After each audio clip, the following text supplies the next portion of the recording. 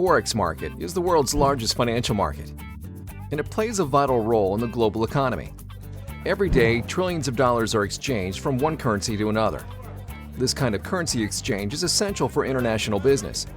Forex market participants include governments, businesses, and of course, investors. Governments use the Forex market to implement policies. For example, when conducting business with another country, whether it's borrowing money, lending money, or offering aid, a country needs to convert its currency into a foreign currency. Businesses use the Forex market to facilitate international trade. For example, they may need to convert payments for goods and services bought overseas or to exchange payments from international customers into their preferred currency. And investors use the Forex market to speculate on changes in currency prices.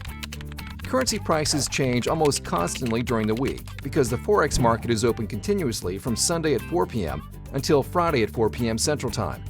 A trading day starts at 4 p.m. and ends at 4 p.m. Central Time the following day. The market has to be open around the clock because of the global nature of the economy. Let's go over some basics of how trading Forex works. When you trade Forex, you're not just trading one product. You're trading two currencies against each other. This is known as a currency pair. The quote for a Forex currency pair defines the value of one currency relative to the other. The easiest way to understand any quote is to read the pair from left to right. Let's look at an example using the euro versus the US dollar currency pair. If the EUR-USD is trading at 1.20, that means 1 euro is equal to $1.20 US dollars. Here's another example using the US dollar versus the Canadian dollar currency pair. If the USD-CAD is trading at 1.25, that means 1 US dollar is equal to $1.25 Canadian dollars. Even though there are two currencies involved, the pair itself acts like a single entity, similar to a stock or commodity. And just like when trading stock, investors profit when they buy a currency pair, and its price increases. Investors can also profit if they sell or short a currency pair, and the price decreases. Let's look at an example. Suppose an investor thinks Europe's economy is going to grow faster than the United States, and as a result, she thinks the euro will strengthen against the US dollar. She can buy the euro versus US dollar pair to speculate on her assumption. If the price of the currency pair rises, she'll make money. Conversely, if the price falls, she'll experience a loss. Now that we've covered the basics, let's look at a few key aspects of the Forex market. We'll start with margin. When you trade on margin, you only need to put up a percentage of the total investment to enter into a position. This amount is known as the margin requirement. When you trade other securities like stocks, trading on margin means you're borrowing funds from your broker. However, Forex trades can only be covered using funds in the investor's Forex account. Investors can't borrow funds to enter a Forex trade. If they don't have funds in their Forex account, they need to transfer funds before placing a trade. Forex margin requirements vary depending on the currency pairs and the size of a trade. Currency pairs typically trade in specific quantities known as lots.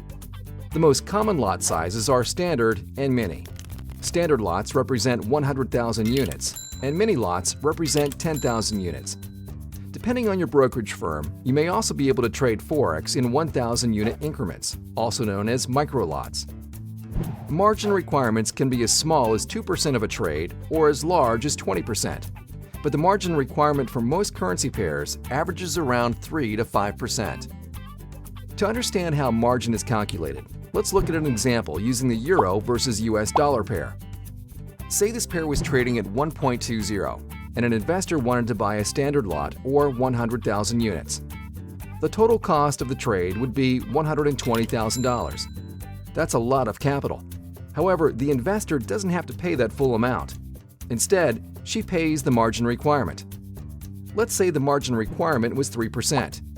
3% of $120,000 is $3,600. That's the amount the investor needs in her Forex account to place this trade. This brings us to another key element of the Forex market: leverage. Leverage enables investors to control a large investment with a relatively small amount of money. In this example, the investor is able to control $120,000 with $3,600. The leverage associated with currency pairs is one of the biggest benefits of the Forex market, but it's also one of the biggest risks.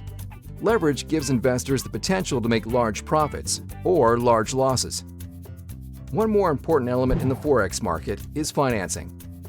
This is the calculation of net interest owed or earned on currency pairs, and it happens when an investor holds a position past the close of the trading day. The US dollar is associated with an overnight lending rate set by the Fed, and this rate defines the cost of borrowing money. Similarly, each foreign currency has its own overnight lending rate.